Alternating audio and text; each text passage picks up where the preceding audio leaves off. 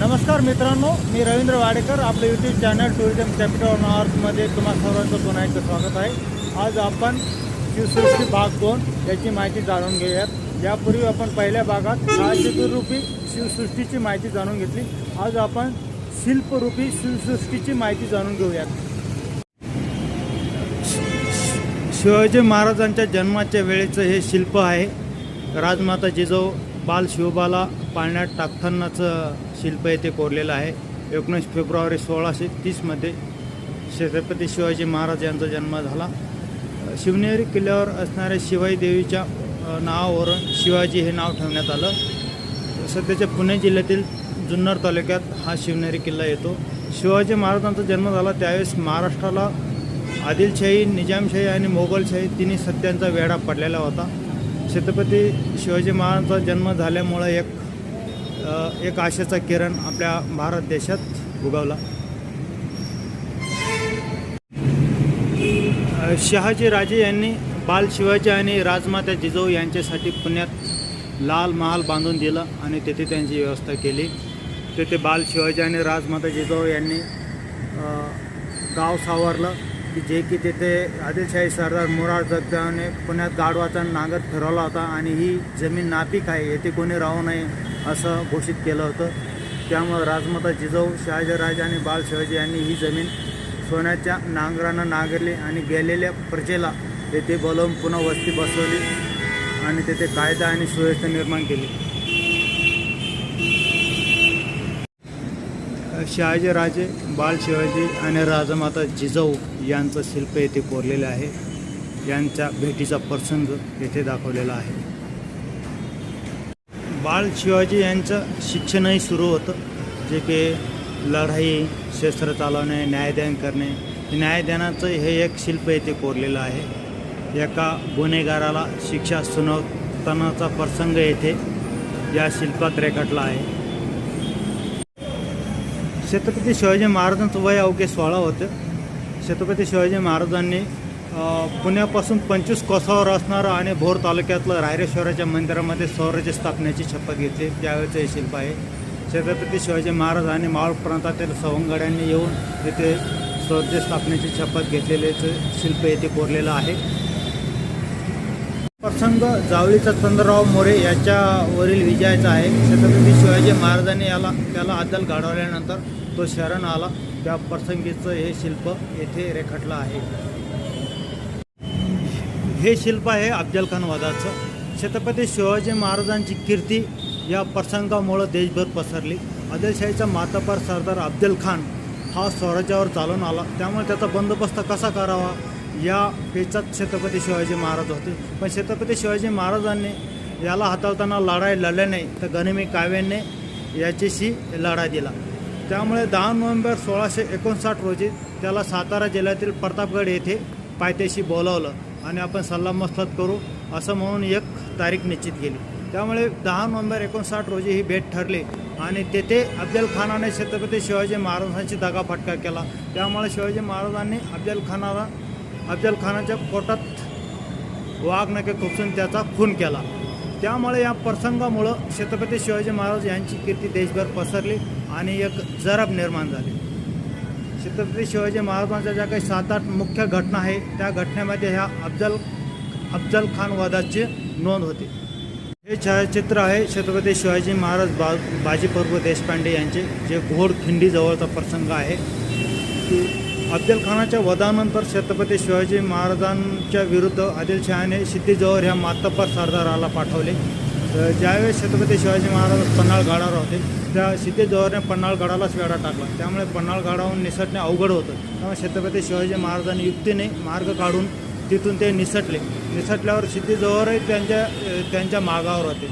पुढं घोडखिंडीजवळ त्यांचे गाठ पडले. त्यामुळे आता हा प्रसंग कसा निभवावा म्हणून बाजीप्रभू देशपांडे, त्यांचे बंधू आणि बांदलशाना यांनी म्हणून आम्ही ही घोडखिंड लढवतो, राजे तुम्ही पुढे व्हा म्हणून त्यांना निरोप दिला. त्या प्रसंगीचं हे शिल्प येथे रेखाटलं आहे. बाजीप्रभू देशपांडे आणि छत्रपती शिवाजी महाराज चर्चा करतानाचं हे शिल्प आहे. छत्रपती शिवाजी महाराज विशाळगडाकडे निघाले तोपर्यंत सिद्धी-जोहरच्या सैन्याने घोडखिंड गाठली होती. घोडखिंडीत सिद्धी-जोहर आणि आणि बाजीप्रभू देशपांडे बांदल सेना यांच्यात मोठी लढाई झाली. नंतर छत्रपती शिवाजी महाराज विशाळगडावर पोहोचल्यावर तोफेचा आवाज आल्यावर यांनी घोडखिंडीचा ताबा सोडला. अशा रीतीनं बाजीप्रभू देशपांडे, फुलाजी देशपांडे आणि बांदल सेनेच्या शूर सैनिकांनी घोडखिंड लढून छत्रपती शिवाजी महाराजांना विशाळगडाकडे जाण्याचा मार्ग मोकळा करून दिला. थोडक्यात काय तर छत्रपती शिवाजी महाराजांजवळ मोजकेच मावळे होते, पण ते निष्ठावान होते, जीवाला जीव देणार होते, म्हणूनच हे स्वराज्य उभं राहिलं. छत्रपती शिवाजी महाराजांचे एक मातब्बर सेनापती होते, ते होते नेताजी पालकर. छत्रपती शिवाजी महाराजांच्या सुरुवातीच्या काळात जे सवंगडी होते त्यापैकी एक नेताजी पालकर होते. नेताजी पालकर नंतर स्वराज्यानंतर मोगलशाहीत सहभागी झाले. तेथे ते 9 वर्ष कंधार, जे की आताचं काबूल कंधार म्हणजे अफगाणिस्तानामध्ये आहे, तेथे मोहिमेवर होते. तेथून त्यांना ते कंटाळले आणि तेथून दक्षिणेच्या मोहिमेवर असताना नेताजी पालकर स्वराज्यात सामील झाले आणि शिवाजी महाराजांना भेटले. तेथे शिवाजी महाराजांनी नेताजी पालकर यांना पुन्हा हिंदू धर्मात समाविष्ट करून घेतले.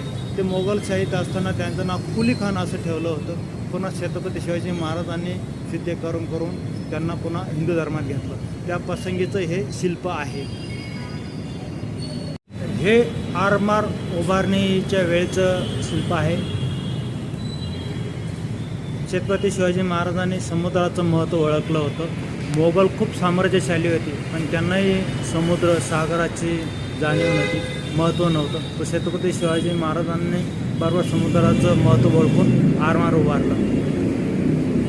1659 त्यांनी आरमाराची स्थापना केली. त्यात त्यांनी दर्या सारंग आणि मायनाक ही मुख्य पदे निर्माण केली. जवळजवळ छत्रपती शिवाजी महाराजांकडं 700 जहाजे होती. त्यात गोराबा, तरांडी, तारवे, शिवाड, पगार आदी प्रकारच्या लढाऊ बोटी, जहाजे यांचा समावेश होता.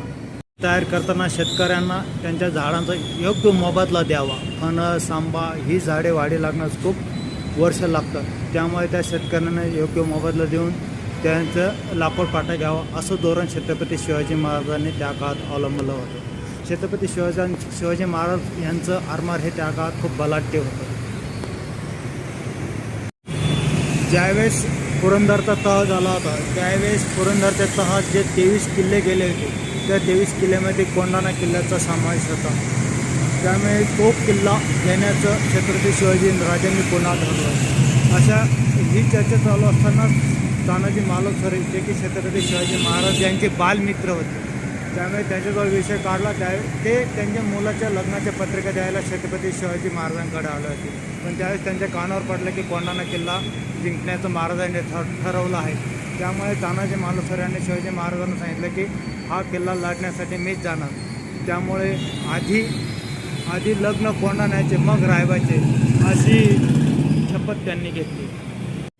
तानाजी मालुसरे, त्यांचे बंधू सूर्याजी मालुसरे आणि शेलार मामा हे कोंढाणा किल्ला जिंकण्यासाठी गेले. कोंढाणा किल्ल्यावर घनघोर लढाई झाली. मोगल सरदार आणि तानाजी मालुसरे यांच्या सैन्यात मोठं युद्ध झालं. तर त्या युद्धामध्ये तानाजी मालुसरे यांना वीरमरण आले. त्यामुळे ही वातावरण छत्रपती शिवाजी महाराजांना कळल्यावर ते उद्गारले, गड आला पण सिंह गेला. तानाजी मालुसरे यांचा मृतदेह त्यांच्या गावी, जे कोकणात ते उमरठे येथे आणण्यात आला आणि छत्रपती शिवाजी महाराज यांच्या उपस्थितीत त्यांच्यावर अंत्यसंस्कार करण्यात आले. आणि नंतर त्यांचा मुलगा रायबा यांचं लग्न छत्रपती शिवाजी महाराज यांच्या उपस्थितीत पार पडले. अशा रीतीने शिवाजी महाराजांना जीवाला जीव देणारे सवंगडी होते, लोक होते, म्हणूनच स्वराज्य उभं राहिलं. छत्रपती शिवाजी महाराजांनी जंजिरा किल्ला जिंकण्याचं ठरवलं. त्यावेळेस त्यांनी ते लढाई काढली.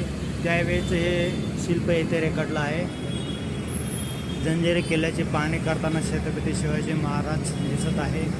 तो प्रसंग आहे की ज्याची दहशत स्वतः औरंगजेब यानेही घेतली. औरंगजेबाचा मामा शाहिस्ते खान हा पुणे येथील लाल महालात दबा धरून बसला होता.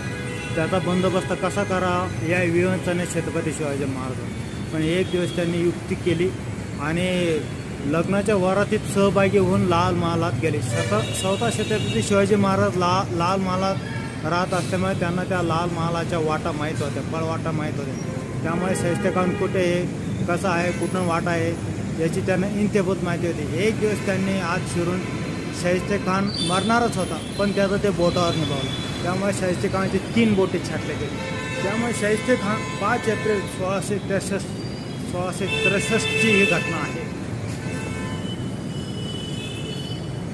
या प्रसंगानंतर अवघ्या 3 दिवसात शाहिस्ते खानानं पुणे सोडलं आणि त्यावेळेचं औरंगाबाद आणि आताचं संभाजीनगर शहर गाठलं. नंतर औरंगजेबाने त्याची रवानगी बंगालच्या प्रांतावर केली.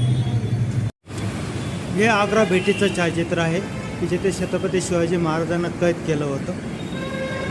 12 मे 1666 रोजी औरंगजेबाचा वाढदिवस होता. त्याच्या भेटीचं औचित्य साधून छत्रपती शिवाजी महाराज, संभाजी महाराज हे त्यांना भेटायला गेले.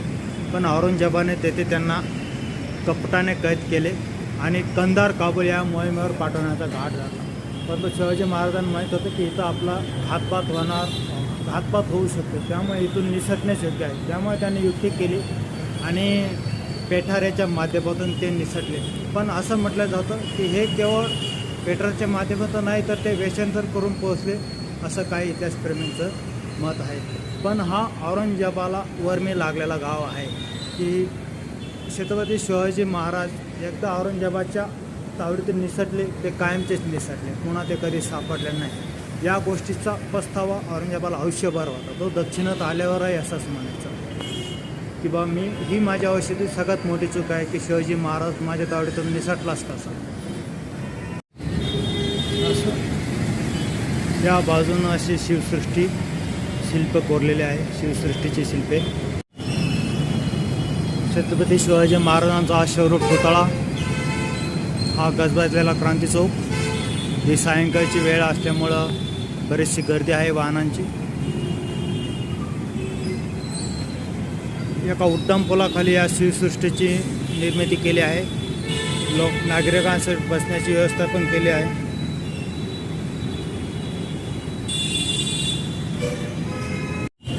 अशा रीतीने छत्रपती संभाजीनगरामध्ये हे शिवसृष्टी साकारली आहे. या माध्यमातून छत्रपती शिवाजी महाराजांचा इतिहास आपल्याला माहीत होतो. हे छायाचित्र आणि बाजूकडून ही शिल्पे अशी रेखाटली आहे. मित्रांनो, हा व्हिडिओ आपणास कसा वाटला ह्याबद्दल मला कमेंटमध्ये सांगा. आणि हा व्हिडिओ आवडला असेल तर लाईक करा, शेअर करा. भेटूया पुढच्या व्हिडिओमध्ये एका चांगल्या विषयासह.